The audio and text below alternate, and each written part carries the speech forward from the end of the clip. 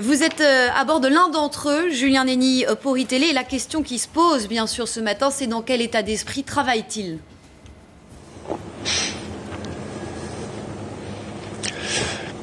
Écoutez, d'ores et déjà, ça a été très difficile de commander un Uber Pop ce matin. Pour des raisons évidentes, la demande a explosé en ces journées de grève massive des taxis un petit peu partout en France. Nous avons finalement pu en commander un, pu embarquer dans un véhicule Uber Pop. Et pour des raisons de sécurité, vous ne verrez pas à aucun moment le visage de notre conducteur. Alors quand on lui pose la question à ce conducteur de son état d'esprit dans cette situation un petit peu particulière, effectivement, il avoue qu'il n'est pas spécialement rassuré. Il sait que certains de ses compères, certains des conducteurs Uber Pop ont été victimes d'agressions ces derniers jours un petit peu partout en France. Il n'a évidemment pas envie que ça lui arrive. Il est donc sur ses gardes aujourd'hui, ce conducteur. Et quand on lui parle de l'illégalité de l'application Uber Pop, lui nous dit tout simplement qu'il ne se sent pas vraiment dans l'illégalité. En tout cas, tant que la justice n'a pas rendu sa décision, ce sera a priori à partir du mois de septembre. En attendant, tout l'été, il compte continuer à exercer l'activité de conducteur Uber Pop. Et si jamais la justice décide de définitivement déclarer illégal Uber Pop à partir du mois de septembre, là, c'est promis, il arrêtera cette activité.